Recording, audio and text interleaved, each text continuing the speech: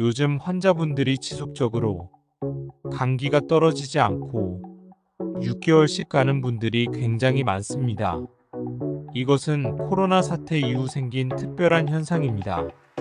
그러면 사상의학을 연구하는 제 입장에서 이를 볼 때 어떤 생각이 드느냐? 왜 코로나 감염 이후에 이런 문제가 생겼을까?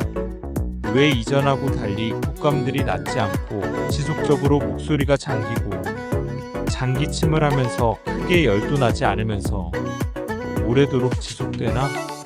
왜 설사가 지속되나? 왜 기운이 빠지고 일어날 수가 없고 아침에 일어나도 다리 힘이 풀려서 하루가 시작하기가 힘든가? 왜 어지럽고 빙빙 돌고 귀에 소리가 나는가? 이러한 문제가 무엇 때문에 생기는지 궁금했습니다. 그런데 저는 개인적으로 물론 추측이지만 코비드19, 즉 코로나는 우리 몸에 ACE라는 수용체를 타고 들어갑니다. 또한 이 수용체를 망가뜨립니다. 그 수용체는 알도스테론이라는 부신피질 호르몬을 만드는 전단계인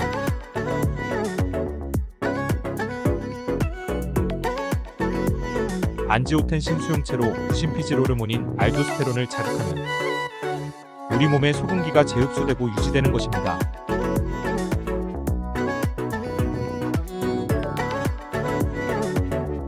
조금 학술적으로는 RAAS 시스템이라고 하여서 레닌 안지오텐신계의 일련의 작용입니다.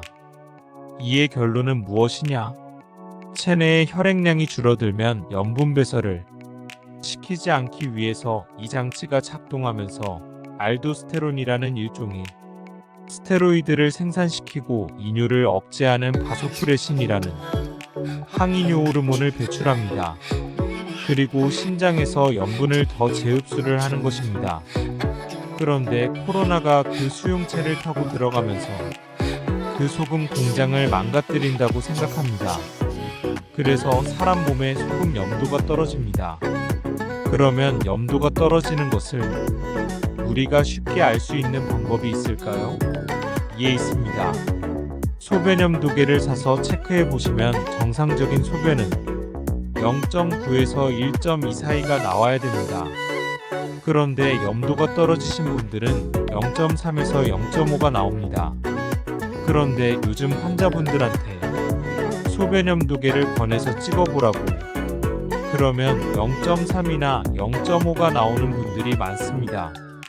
그래서 이런 분들에게는 특별히 따스한 물에다가 소금을 타서 염도를 0.9에서 1.2 사이에 만들어서 마시게 하면 200cc 물에다가 이 같은 농도로 하루 3에서 5차례 정도를 마시게 하면 그동안 있던 증상들이 쉽게 사라지는 것을 많이 봅니다. 그러면 어떠한 원리로 이런 게 작동합니까? 우리 몸에는 지방이 있습니다. 지방은 원래 보관하려면 냉장고에 보관합니다. 그런데 냉장고 없던 시절에는 소금에 절였습니다. 우리가 피자 위에 올려놓는 살람이나 스페인의 음식은 하몽 등 모두 돼지고기 소금절임입니다. 전쟁 시기에 나왔던 스팸도 마찬가지입니다. 우리 몸이 많은 지방이 피 속에 있으면서도 썩지 않는 이유는 바로 우리 몸에 있는 전해질의 소금 때문입니다. 체내의 염도가 떨어지면 지질이 썩기 시작하여서 염증 반응이 일어납니다. 김치 담그면서 소금을 덜 절이면 김치가 썩어버리겠지요.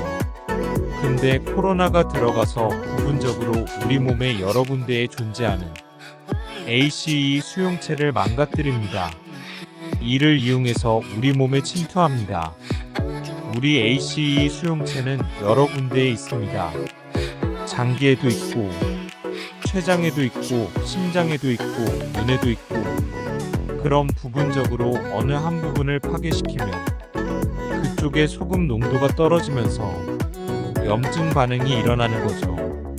이를테면 목이나 폐에 있는 ACE 이 수용체를 건드리면 목이나 폐에 있는 알도스테론 소금 흡수가 안 되니까 그쪽에서 지방질이 계속 문제가 되면서 잦은 기침을 하고 이런 일이 벌어집니다. 심장에 있는 ACE 수용체를 건드리면 심근염이 생기는 것이지요.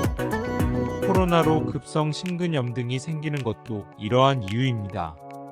그런데 이때 아무리 항생제를 써도 안 낫다가 염도를 체크해보고 소금 농도를 높이면 좋아지는 일이 많습니다. 영국의 최근 연구에 의하면 코로나의 가장 좋은 치료법은 덱사메타손이라고 발표했습니다. 영국에서 코로나19 치료제로 덱사메타손이 승인을 받았다. 영국 NHS는 산소를 요하는 입원 환자에 대해 이를 허가했다. 이는 영국 정부의 대규모 시험 결과 덱사메타손이 인공호흡기 환자의 사망 위험을 35% 감소시켰고 산소를 받는 환자에 대해 20%를 감소시켰고 29일째 전체 사망률은 17% 줄인 데 따른 결정이다. 덱사는 스테로이드입니다. 결국 덱사 하나를 복용한다는 것은 매우 짠 소금을 많이 먹는 것과 똑같은 효과입니다.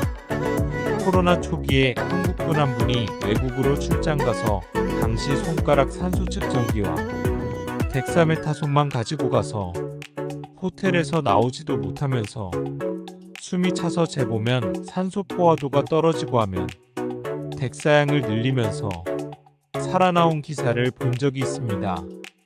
그래서 여러분들이 오늘날 우리 사상의학에서는 양인은 즉 소양태양인은 짜게 먹으면 안 되고 음인은 즉 태음소음인은 싱겁게 먹으면 안 된다 얘기를 했습니다. 양인은 민물고기고 소금을 배설을 못하고 음인은 바닷물 고기라 아무리 소금을 먹어도 소금이 빠져나간다고 합니다. 하지만 코로나 사태 이후에는 제가 이 이론을 바꿨습니다. 양인이고 음인이고 백신을 맞았거나 코비드에 걸린 사람들은 다같이 염도가 떨어질 수 있다. 그럼 이런 것은 어떻게 알 수가 있나요? 우리가 약을 쓸 때 양약도 다 체질이 분류가 됩니다. 그런데 이러한 체질적인 약을 쓸 때 소음인 약인 덱사와 항생제 마크로라이드 계열의 약을 각 체질약과 함께 써주어야만 코로나가 쉽게 떨어집니다. 자신의 체질에 관한 약만 사용하면 2주 가는 것이 소음인 약으로 분류된 양약과 함께 써주면 2-3일이면 가라앉습니다. 결국 소음인 약물이라는 것은 짜고 매운 것입니다. 2부에서 다시 계속하겠습니다. 감사합니다.